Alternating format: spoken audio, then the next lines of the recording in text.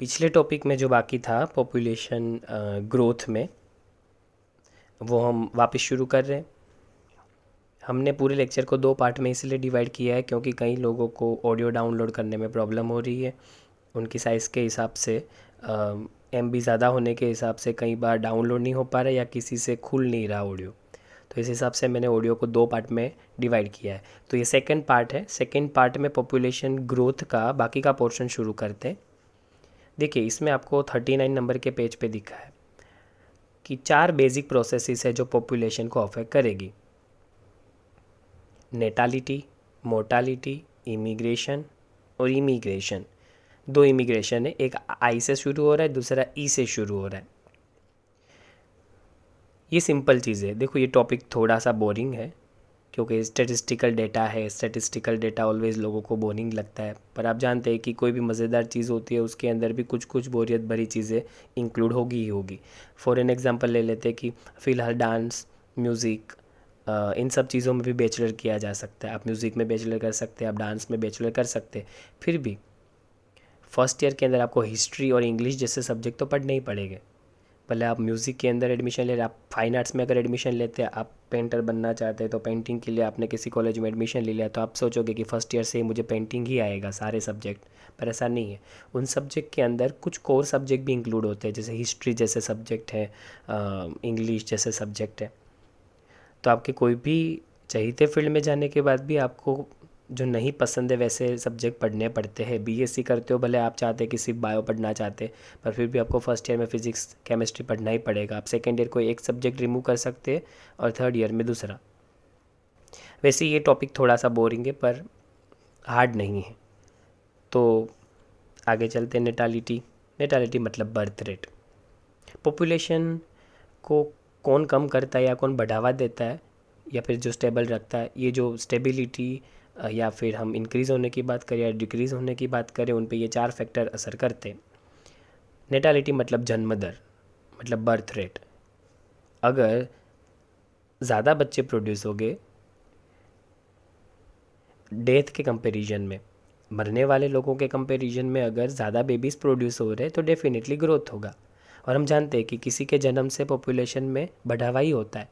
तो नेटालिटी always population को increase करती है।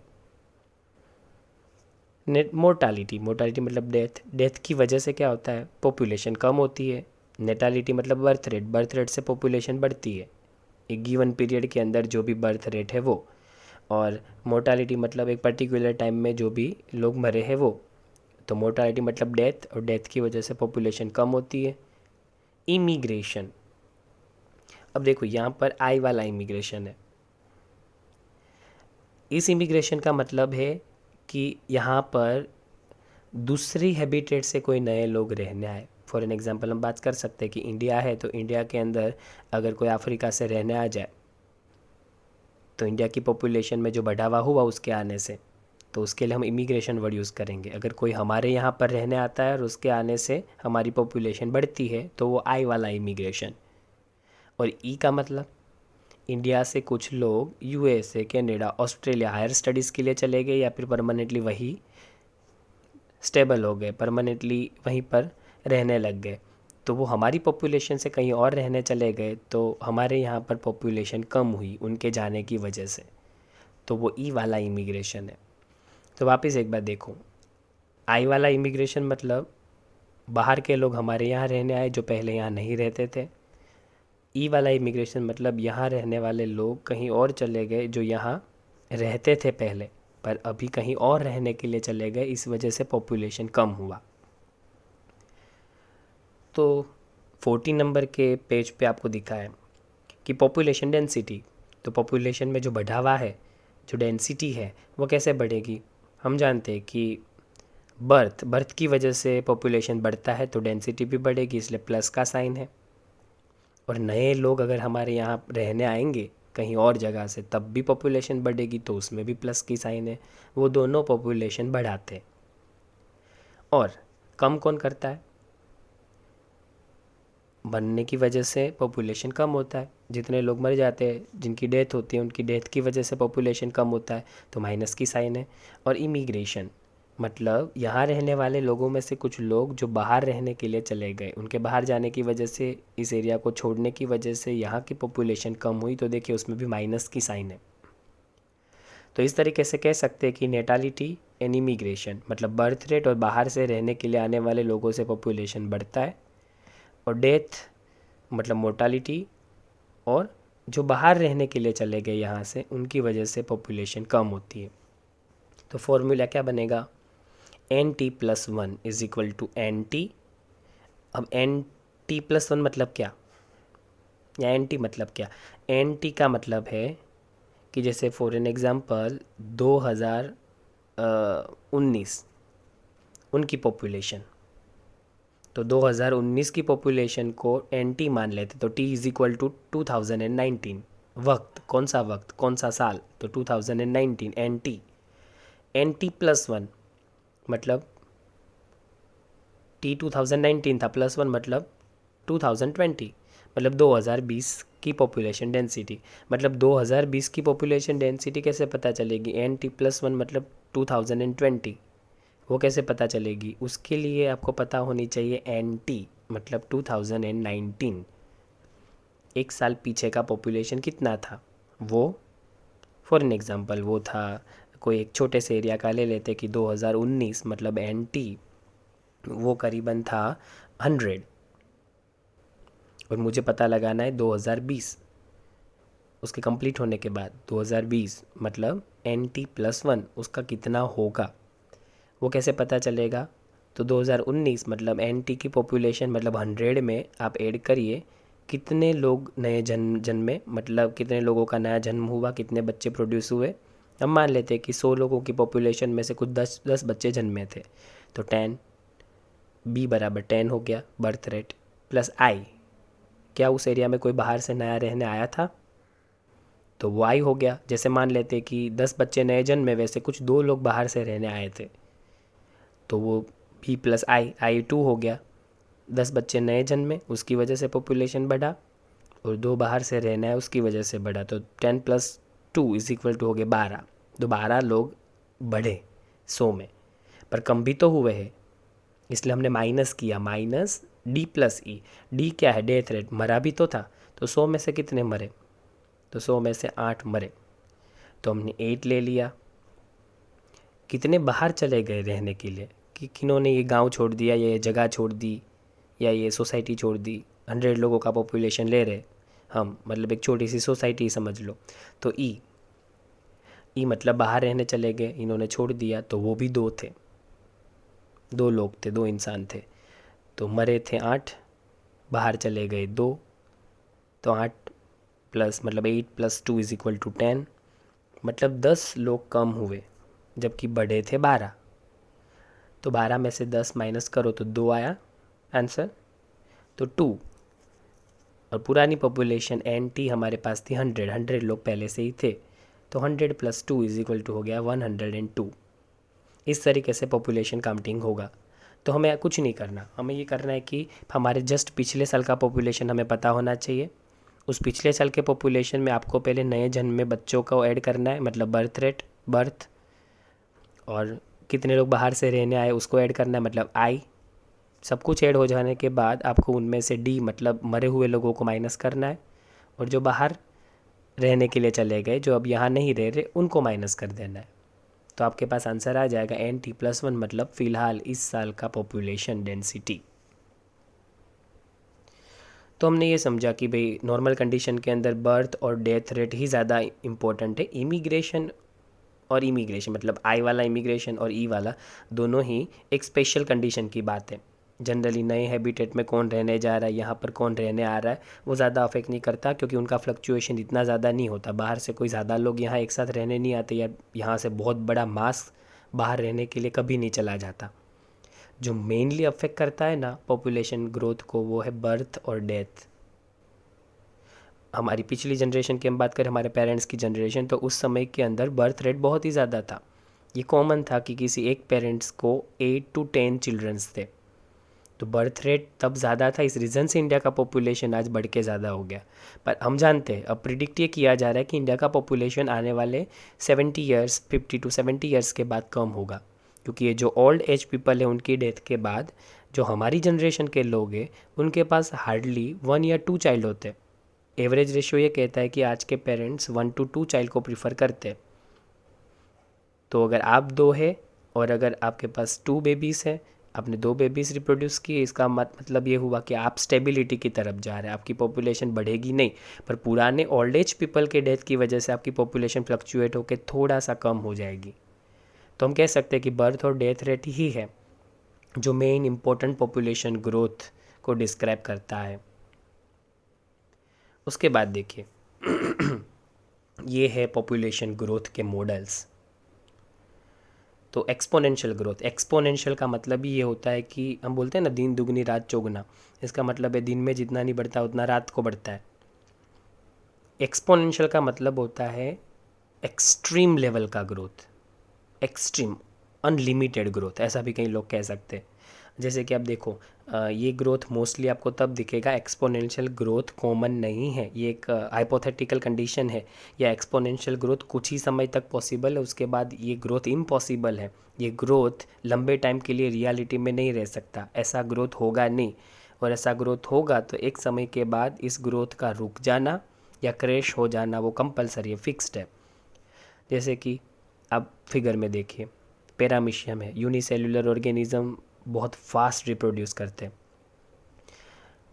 आज एक था, दूसरे दिन 2 हो गए, डे 0 पे अगर 1 ले रहे तो डे 1 पे 2 हो गए, डे 2 पे 4 हो गए, 3 पे 8 हो गए, 4 पे 16 हो गए, 5 पे 32 हो गए, 6 पे 64। ऐसे आप अगर काउंटिंग करते जाओ तो आपको ज़्यादा दिनों की बात नहीं है, कुछ 100 दिनों के अंदर, 100 डेज़, ज़्यादा से ज़्यादा 30 to 60 डेज़, 100 डेज़ के अंदर ये मिलियन बिलियंस नंबर में पहुंच जाएंगे। ये एक्सपोनेंशियल ग्रोथ है। ये तो फिर भी इन्होंने डे ही दिखाया, बाकी हम जानते हैं कि ई कोलाई बैक्टीरिया हर 20 मिनट में डबल होता है अगर उसको प्रॉपर एनवायरनमेंट मिले तो ई कोलाई बैक्टीरिया हर 20 मिनट में डबल होता है। तो मेरे पास अगर अभी एक बैक्टीरिया हो और उसको प्रॉपर अगर नरिशमेंट मिलता है तो एक दिन की बात है, एक दिन मतलब 24 घंटे के अंदर वो बिलियन ट्रिलियन अमाउंट क्रॉस कर जाएगा। ऐसे ग्रोथ को एक्सपोनेंशियल कहते हैं। अभी जस्ट 1 डे बिफोर एक सिंगल बैक्टीरिया था और एक दिन में वो बैक्टीरिया बिलियन ट्रिलियन नंबर में पहुंच गया। पर ये कब पॉसिबल है? ये तभी पॉसिबल है जब फूड और स्पेस अनलिमिटेड हो, और वो हो नहीं सकता। फूड अनलिमिटेड नहीं है, रिसोर्सेज अनलिमिटेड नहीं है, रिसोर्सेज ऑलवेज लिमिटेड होते हैं। नेचर ने रिसोर्सेज को लिमिटेड अमाउंट में रखा है, स्पेस भी लिमिटेड है। मेरे पास पेट्री डिश है तो पेट्री डिश में जितने बैक्टीरिया आ सकते हैं उतने ही ग्रो होगा, और पेट्री डिश में मैंने जितना फूड रखा है उतना ही फूड है। अब जगह भी कम पड़ेगी पेट्री डिश में और फूड भी कम पड़ेगा, इस रीज़न से बैक्टीरिया फिर अनलिमिटेड ग्रोथ नहीं कर सकते। एक समय के बाद इनका ग्रोथ रुकना ज़रूरी है, क्योंकि फूड और स्पेस वो लिमिटिंग फैक्टर की तरह काम करेंगे, वो लिमिट कर देंगे। वो एक लिमिटेशन, एक बाउंड्री, एक बॉर्डर बना देंगे कि जितना फूड उतने खाने वाले, जितनी स्पेस उतने रहने वाले। अगर उससे ज़्यादा लोग बने या फिर वहाँ उससे ज़्यादा बैक्टीरिया फॉर्म हुए तो उनके बीच में फूड के लिए कंपटीशन शुरू होगा, और जिस रीज़न से पॉपुलेशन कम होना शुरू हो जाएगी। इसलिए एक्सपोनेंशियल ग्रोथ एक समय पे रुक जाता है या तो क्रैश हो जाता है। कैसे मेजर कर सकते हैं? तो देखो आपको दिखा है एक्सपोनेंशियल ग्रोथ में, तो जनरली एक्सपोनेंशियल ग्रोथ जे शेप का दिखता है। आपको रेड कलर का एरो दिखाया है फिगर के अंदर, जो ग्राफ रिप्रेजेंटेशन किया, जिसमें एक्स पे हमने टाइम लिया है और वाई एक्सिस पे पॉपुलेशन डेंसिटी एन। इसमें दिखाया है कि पॉपुलेशन बढ़ता ही जा रहा है, बढ़ता ही जा रहा है। अब रेड कलर का ग्राफ देखो, पहले तो एकदम थोड़ा सा ही था पॉपुलेशन और अचानक से वो ग्राफ एकदम ऊपर की तरफ चला गया, जिसके बाजू में लिखा है dN/dt is equal to RN, जो एक ए सिंबल दिया है हमने, जिस ग्राफ को ए, वो रेड कलर की लाइन से जो शो किया है। अब वो ये शो करता है कि पॉपुलेशन कुछ चंद टाइम में बहुत ही ज़्यादा बढ़ गई, और वो किससे ज़्यादा हो गई? जो line co dot dot dot करके दिखाया है, जिसके ऊपर एरो लगाया है के का, उससे ज़्यादा हो गई। अब ये के का मतलब क्या है? के मतलब carrying capacity. Ideally spelling C से शुरू होता है, पर फिर भी इसको सिंबॉलिक पैटर्न में हमने के से शो किया है। के मतलब कैरिंग, कैरिंग मतलब इस पर्टिकुलर एनवायरनमेंट में, इस एनवायरनमेंट की ये ऑर्गेनिज़म को कैरी करने की जो कंडीशन है, जो लिमिट है, वो इतनी ही है कैरिंग कैपेसिटी का मतलब ये होता है कि बस इतने ऑर्गेनिज्म को हम खाना खिला सकते हैं या फिर रहने के लिए जगह दे सकते हैं, इससे ज़्यादा जगह हमारे पास नहीं है या तो फिर फूड नहीं है। अगर कैरिंग कैपेसिटी से ज़्यादा हो गया पॉपुलेशन तो डेफिनेटली वो कैरिंग कैपेसिटी पे आके रुक जाएगा, क्योंकि जो बढ़े हुए ऑर्गेनिज्म है या तो उनको स्पेस नहीं मिलेगी या तो फिर सर्वाइव करने के लिए इनको फूड नहीं मिलेगा।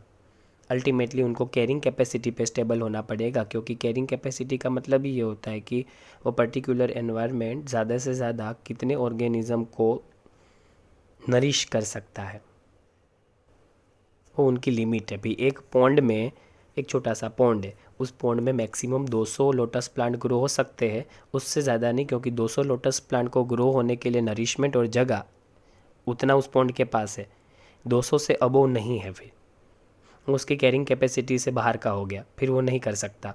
अगर 201 आया तो फिर कोई एक मरेगा, अल्टीमेटली 200 ही मेंटेन रहेंगे। ये वैसी बात है जैसे एक स्कूल में 40 बच्चों की परमिशन है, क्योंकि 40 बच्चों को बैठने की ही हमारे पास जगह है, तो फिर 41 जो बच्चा आएगा उससे ऊपर वाला वो बैठाया नहीं जा सकता, क्योंकि हमारे पास जगह ही नहीं है उसके लिए।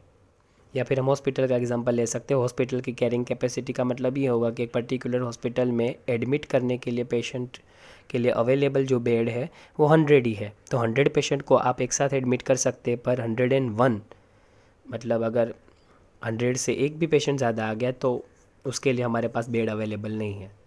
तो एक पर्टिकुलर कैरिंग कैपेसिटी का मतलब ये होता है कि बस उतने ही लोगों को कैरी किया जा सकता है, उतने ही ऑर्गेनिजम्स को कैरी किया जा सकता है, बायोलॉजी के हिसाब से उतनों को ही नरिश किया जा सकता है। उससे ज़्यादा ऑर्गेनिज़म को खिलाने पिलाने की हमारे पास कोई व्यवस्था नहीं है, जगह भी नहीं है और ना हमारे पास फूड है कि हम इनको सरवाइव करवाने के लिए, इनकी लाइफ को मेंटेन करने के लिए हम इसको फूड दे सकें।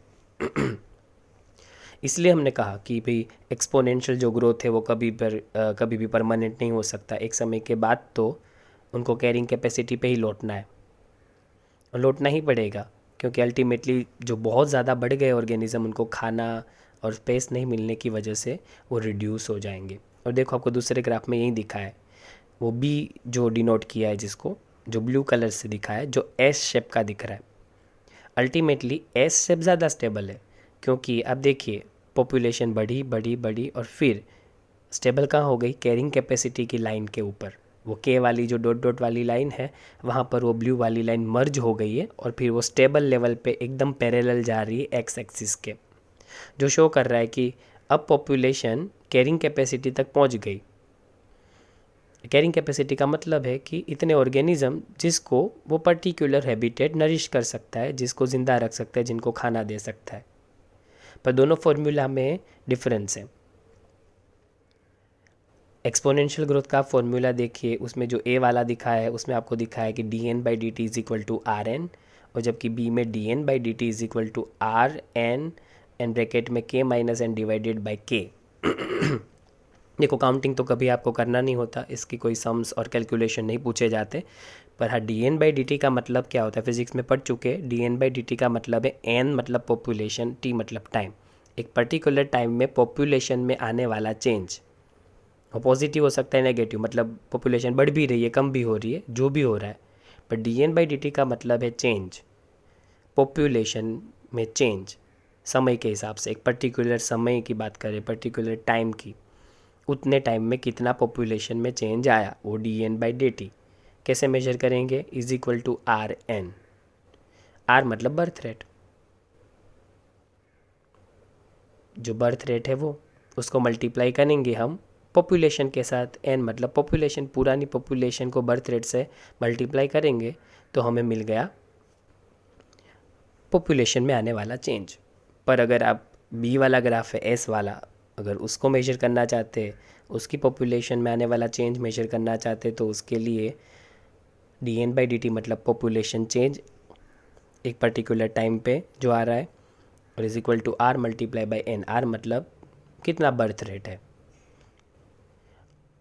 और एन मतलब पुरानी पॉपुलेशन, और के माइनस एन, यहाँ कैरिंग कैपेसिटी भी लिया है डिवाइडेड बाई के।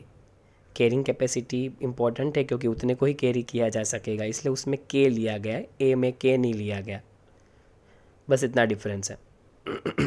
तो आर क्या है, आर है intrinsic rate of natural increase, ये एक बर्थ रेट ही है।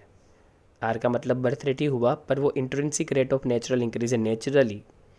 नेचुरली कितना इंक्रीज हो सकता है एक ऑफस्प्रिंग बर्थ के रेफरेंस पॉइंट से। हम जानते हैं कि ऑलवेज पॉपुलेशन पे बायोटिक है, बायोटिक दोनों फैक्टर अफेक्ट करते हैं, सनलाइट, उसकी वजह से क्रिएट होने वाला temperature, waterfall, food, soil, weather में जो हम ह्यूमिडिटी है वो सब हम ले सकते हैं, वो अफेक्ट करते हुए बायोटिक हुआ। और बायोटिक मतलब दूसरे भी ऑर्गेनिज्म हैं जो हमें प्रीडेट करते हैं, जो हमें मारते हैं, या फिर हम किसी को प्रीडेट करते हैं।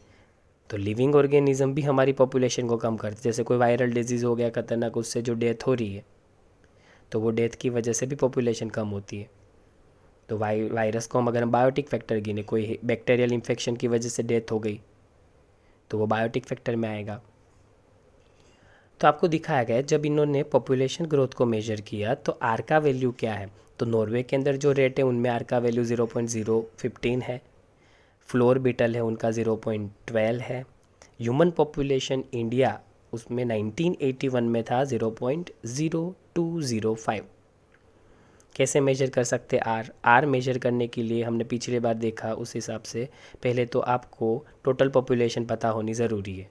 जैसे भाई इंडिया की पॉपुलेशन हम बात करें तो 130 करोड़ है, और हमें ये पता लगाना पड़े कि एक साल में ये कितने बच्चों को बर्थ देते हैं। तो अगर 130 करोड़ की पॉपुलेशन में हर साल 20 करोड़ बच्चे जन्म लेते हैं तो आर कैसे निकलेगा। R is equal to 20 crore divided by 130। जितने बच्चे नए जन्म ले रहे वो उसके नीचे हम टोटल पॉपुलेशन को रखेंगे, तो उससे आपको आर का वैल्यू पता चलेगा। तो 1981 में वो आर था 0.0205। वो हर साल बदलता रहता है क्योंकि हम जानते हैं कि हर साल सेम अमाउंट के ऑफस्प्रिंग्स या फिर बच्चे जन्म नहीं लेते। वो पूरा एक सिनारियो था कि 1980 से 1990 और 1960 से लेके जो 1980 90 तक का 80 तक का जो पीरियड था उसमें हर एक इंसान लगभग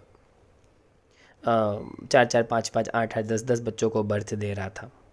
ये सिनारियो चेंज हुआ फैमिली प्लानिंग इम्प्लीमेंट होने के बाद, जो जनरली 1970 के आसपास से ज़्यादा स्ट्रिक्टली फॉलो करवाया गया। 1970 के बाद बर्थ रेट डाउन हुआ, तो हम कह सकते हैं कि वो 20 सालों में बर्थ रेट डाउन हो गया। शुरुआत में 1947 में तो बहुत ज़्यादा था, तो हर 2-5 सालों में बर्थ रेट में फ्लक्चुएशन आता है, इसलिए आर की वैल्यू में भी आएगा। पर ये आर की वैल्यू हमें एक प्रिडिक्शन देती है। 1981 की आर की वैल्यू से हम प्रिडिक्शन कर सकते थे कि भाई 2020 या 2050 के अंदर इंडिया कितना पॉपुलेशन जो है इंडिया का वो ग्रो करेगा। अगर हमें लग रहा है कि वो बहुत ज़्यादा ही ग्रोथ दिखा रहा है तो फिर हम अभी से फ्यूचर का प्रिडिक्शन करके प्रेजेंट में उसको लिमिट करने की या उसको कम करने के लिए कोई ना कोई हम चला सकते हैं, कोई गवर्नमेंट प्रोग्राम। जैसे फैमिली प्लानिंग थोड़ा और स्ट्रिक्ट कर सकते हैं, फैमिली प्लानिंग को लोगों को और अवेयर कर सकते हैं। तो ये प्रिडिक्शन के लिए काम का है, ये स्टैटिस्टिकल डेटा फ्यूचर प्रिडिक्शन के लिए बहुत काम का है, जिससे हम फ्यूचर में आने वाली प्रॉब्लम्स को अभी से रिड्यूस करने के लिए कुछ सॉल्यूशंस निकाल सकते हैं, उसको इम्प्लीमेंट कर सकते हैं। तो यहाँ पर पॉपुलेशन ग्रोथ के बारे में एक आपको एक्सपोनेंशियल ग्रोथ का इक्वेशन दिखाया है। तो आगे जो आपने देखा जे और एस का, अभी हम देख रहे हैं एक्सपोनेंशियल ग्रोथ का। अगर हम जानते हैं कि फ़िलहाल मेरे पास एक बैक्टीरिया है, वो हर एक आधे घंटे के अंदर डबल होता जा रहा है, और मैं आपको बोलूँ कि 24 घंटे में वो कितने हो जाएंगे, तो आप अपने हाथ से काउंटिंग करके वो पता लगा सकते हैं। पर अगर मैं आपको बोलूँ कि 6 महीनों के बाद वो कितने हो गए, अगर उसको अनलिमिटेड फूड, स्पेस, सब कुछ मिल रहा है, तो आपका काउंटिंग इम्पॉसिबल है।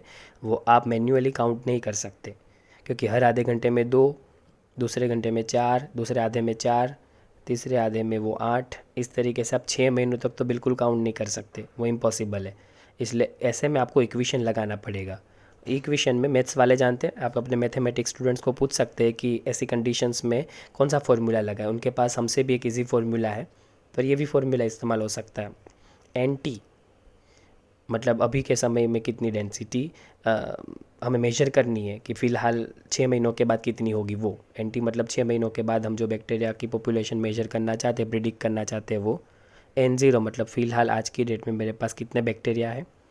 ई लोग का बेस है, आर इंट्रिंसिक रेट है ऑफ नेचुरल इंक्रीज, ये हमने अभी पिछली बार अभी ही समझा पीछे के टॉपिक में कि कैसे निकालते, और टी मतलब टाइम। तो इसमें टाइम भी आ गया, 6 महीने का जो पीरियड हम बता रहे हैं कि 6 महीने के बाद कितना हम बैक्टीरिया ग्रो हो जाएंगे, कितने उसके नंबर्स हो जाएंगे, वो हम काउंट करना चाहते हैं। इस फॉर्मूला से आप 6, 1 साल, 2 साल के बाद भी प्रेडिक्ट कर सकते हैं कि अगर इनको अनलिमिटेड स्पेस या सब कुछ मिला तो ये बैक्टीरिया ग्रो करके कहाँ जाएंगे। पर हम जानते हैं कि भी एक्सपोनेंशियल ग्रोथ इम्पॉसिबल है। उसका रीज़न है कि एक्सपोनेंशियल ग्रोथ में स्पेस प्रॉब्लम आती है, फूड प्रॉब्लम आती है, कोई अनलिमिटेड नहीं बढ़ सकता, और बढ़ेगा तो वो डोमिनेटिंग हो सकता है, उनकी पॉपुलेशन इस स्पीड से बढ़ेगी कि एक्सट्रीम लेवल तक पहुंच जाएगी, तो दूसरी स्पीशीज़ को वो हार्मफुल हो जाएंगे। इसलिए नेचर ने लॉजिस्टिक ग्रोथ डेवलप किया। लॉजिस्टिक ग्रोथ क्या दिखाता है? वो एस शेप जो हमने पढ़ा था, जो आपकी फिगर में बी दिखा रहा है, ए जो दिखा रहा है वो एक्चुअल में एक तरीके का एक्सपोनेंशियल ग्रोथ दिखा रहा है, पर जो बी दिख रहा है हमें वो लॉजिस्टिक ग्रोथ है। अनलिमिटेड रिसोर्सेज हो तो एक्सपोनेंशियल पॉसिबल है, पर हमें जानते हैं कि कंपटीशन होता ही होता है। जब रिसोर्सेज लिमिटेड होते हैं और जब नंबर्स बढ़ जाते हैं तो कंपटीशन शुरू हो जाता है। उसमें जो सबसे ज़्यादा स्ट्रॉन्ग है, जो फिटेस्ट, जो सबसे फिट है, वही सर्वाइव करते हैं और फिर वही रिप्रोडक्शन कर पाते हैं, बाकी तो मर जाते हैं। अगर उसका एग्जांपल ले तो जैसे 1 लाख जॉब वैकेंसीज़ हैं, पर उसके लिए जो लोग हैं अवेलेबल वो 10 लाख है, तो कंपटीशन होगा। उसमें से जॉब उसी को मिलेगी जो सबसे ज़्यादा स्ट्रॉन्ग है, मतलब जो फिट है, वही सर्वाइव कर पाएगा। तो नेचर ने भी ऐसा ही रखा है, रिसोर्सेज इनफ रखे हैं, इसलिए वो मैक्सिमम जो पॉसिबल नंबर को जो सपोर्ट कर सकते हैं उसको हमने कैरिंग कैपेसिटी के कहा था, कि भाई इतने लोगों को ही वो नरिश कर सकते हैं या फिर इतने स्पीशीज़ को ही वो नरिश कर सकते हैं। और उस हिसाब से हमने देखा कि फॉर्मूला हमारा क्या बना था, dN/dt मतलब पॉपुलेशन में आने वाला चेंज, R मतलब intrinsic rate of natural increase, और N मतलब पुरानी पॉपुलेशन, और K मतलब कैरिंग कैपेसिटी, K-N/K। इस ग्रोथ को पर लॉजिस्टिक ग्रोथ रेट भी कहते हैं, या फिर हम इसको और किस नाम से जानते हैं, लॉजिस्टिक ग्रोथ। जिसमें आप देखिए शुरुआत का पीरियड एकदम छोटा होता है, एकदम स्लोली पॉपुलेशन इंक्रीज़ होता है। हमें लगता है कि ये पॉपुलेशन ग्रो नहीं होगा, जैसे फ़िलहाल कोरोना बढ़ रहा है, शुरुआत में अहमदाबाद में केस 2 थे, 3 थे, हमें लग रहा है कि कोई केसेस कहाँ ज़्यादा बढ़ रहे हैं, कहाँ इन्फेक्टेड लोग बढ़ रहे हैं, कुछ नहीं बढ़ रहा। वो लेग फेज़ होता है, लेग फेज़ में बहुत ही कम लेवल से बढ़ा जाता है, केसेस कम बढ़ते, या फिर हम मान ले पॉपुलेशन की जो नंबर से वो बहुत कम स्पीड से बढ़ती है। फिर आता है फेजिस ऑफ एक्सेलरेशन। एक्सेलरेशन मतलब फिर ज़बरदस्त स्पीड पकड़ता है पॉपुलेशन, जैसे अब पकड़ी, स्पीड फटाफट बढ़ने लगेगी, डबल होगी। यूएस में शुरुआत में देखो कम था, फिर 3,000 के सीधे 6 हुए, फिर 6 से सीधा 12 हुए, फिर डबल होते जाते। फेजिस ऑफ एक्सेलरेशन में देखो सीधा ग्राफ ऊपर की तरफ जाने लगता है, वो जो बी वाला ग्राफ है वो। शुरुआत के ग्राफ में देखो एकदम धीरे धीरे चिपक के चल रहा है ग्राफ एक्स एक्सिस से, टाइम वाला जो एक्सिस है उससे, और फिर थोड़ा आगे जाने के बाद वो एकदम ऊपर की तरफ बढ़ जाता है, वो फेजिस ऑफ एक्सेलरेशन है। और तीसरा फेज़ आप देखो जहाँ वो ब्लू लाइन के वाली डॉट वाली लाइन से ऑलमोस्ट पैरेलल चिपक गई है, वो स्लो हो गया, मतलब वो फेज़ जो है वो डिसलरेशन का है, मतलब है अब पॉपुलेशन उस स्पीड से नहीं बढ़ रही, वो बस स्टेबिलिटी की तरफ मूव कर रही है, और फिर फाइनली तो वो स्टेबल ही हो जाती है। फिर वो स्टेबल मूवमेंट दिखाती है, वो के की लाइन से चिपक के चलते हैं, क्योंकि के का मतलब है कि भाई ये पर्टिकुलर एनवायरनमेंट इतने ही लोगों को कैरी कर सकता है, तो उतने को ही करवाएगा, फिर उतने ही सर्वाइव करके आगे बढ़ते जाएंगे। इसलिए हम कहते हैं कि हर एक most of the animal population logistic growth model को ही फॉलो करते, क्योंकि वही रियलिस्टिक है और उसी को ही फॉलो किया जा सकता है, क्योंकि अनलिमिटेड रिसोर्स और फूड और स्पेस तो है नहीं। इस रीज़न से एक्सपोनेंशियल ग्रोथ इम्पॉसिबल है। उसके बाद छोटा सा डेटा है उसको ले लेते हैं। यहाँ तक का जो बोरिंग टॉपिक था वो ख़त्म हो गया। अब इस चैप्टर में इंटरेस्टिंग पार्ट शुरू होगा। इस चैप्टर में यही बीच वाला जो पार्ट था वो थोड़ा सा बोरिंग था, स्टैटिस्टिकल डेटा था इसलिए, पर अब इम्पोर्टेंट और बहुत एट्रैक्टिव पार्ट है। वेरिएशन दिखा रहे नेचर में, देखो रिप्रोडक्शन में भी कितना कितना वेरिएशन है। जैसे दिखा रहे कि डार्विन ने हमें ये सब बताया था। डार्विनियन फिटनेस इसलिए कहते हैं कि हमें ऑलवेज प्रेशर रहता है, जो भी ऑर्गेनिज्म है उन पे ऑलवेज प्रेशर रहता है सर्वाइवल के लिए, उनके प्रेडेटर से बचना है, उनको डिजीज़ हो जाते हैं, वायरस से बैक्टीरिया से डिजीज़ हो जाते हैं, पानी में कुछ खराबी है या पानी नहीं मिलता, इस रीज़न से इनके नंबर्स ऑलवेज मेंटेन रहते हैं। तो वो हमने क्या बोला है, डार्विनियन फिटनेस।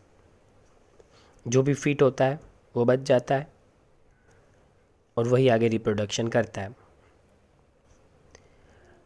कुछ ऑर्गेनिज्म ऐसे हैं जो अपनी लाइफ टाइम में एक ही बार रिप्रोडक्शन करते, ब्रीड करते, जैसे पैसिफिक साल्मन फ़िश। इसके बारे में मैं कई बार बताता आया हूँ। ये फ़िश अपने अंडे देने के लिए ओशन से रिवर के वाटर में जाती है, इसलिए रिवर के वाटर के ओपोज में स्विम करते करते इनकी एनर्जी ख़त्म हो जाती है और साल्मन फ़िश अपने अंडे रिवर में रख के आती है। और एनर्जी नहीं बचने की वजह से या एनर्जी कम हो जाने की वजह से साल्मन फ़िश जब ओशन में रिटर्न हो रही होती है तब इसकी डेथ हो जाती है।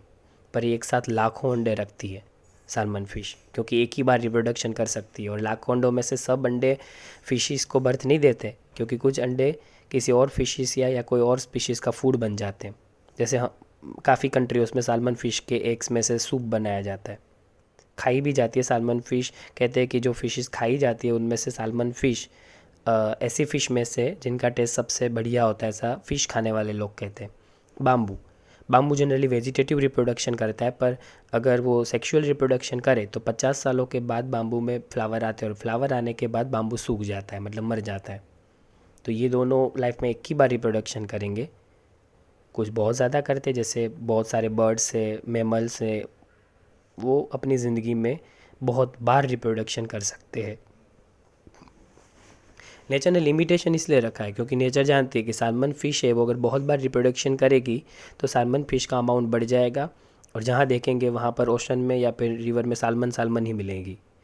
और ऐसा हो जाएगा तो बाकी की फ़िशिस जो वेराइटी हमें देखने को मिलती है ओशन में वो कम हो जाएगी। इसलिए नेचर ने लिमिटिंग फैक्टर डाल दिया उसके अंदर। तीसरा पॉइंट देखिए, some produce a large number of small size offspring. Oyster जैसे पेलाजिक फिशेस है, मतलब जो स्मॉल साइज़ के ऑर्गेनिज़म हैं जिनकी साइज़ छोटी है, जो दिखते छोटे हैं, जिनका बॉडी छोटा है, वो ज़्यादा नंबर में रिप्रोडक्शन करते हैं, उनके बेबी ज़्यादा प्रोड्यूस होते हैं। वो एक ऑर्गेनिज़म बहुत ज़्यादा बेबी एक साथ प्रोड्यूस करता है। जैसे इंसेक्ट ही देख लो, एक साथ कितने बेबी प्रोड्यूस करते हैं। हम जानते हैं कि हमने फ्रॉग के बारे में पढ़ा था 11th में, तो 11th स्टैंडर्ड में हमने पढ़ा था कि एक फ्रॉग है वो करीबन 2500 जितने एग दे सकता है, जो फीमेल है वो ओवम, मतलब क्योंकि वो स्पीशीज़ छोटी है।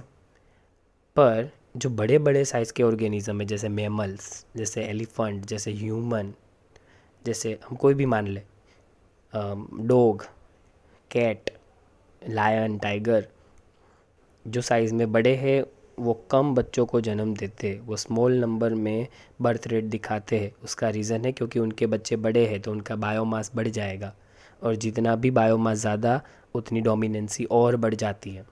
इस रीज़न से नेचर ने लिमिटिंग फैक्टर डाल दिया कि छोटी साइज़ के ऑर्गेनिज़म ज़्यादा बेबी प्रोड्यूस करेंगे और बड़ी साइज़ के ऑर्गेनिज़म कम बेबी प्रोड्यूस करेंगे। तो ये फैक्ट है, लाइफ हिस्ट्री ट्रेट जिसको हम कह रहे हैं। इसके अंदर हमने देखा कि एबायोटिक बायोटिक दोनों फैक्टर अफेक्ट करता है।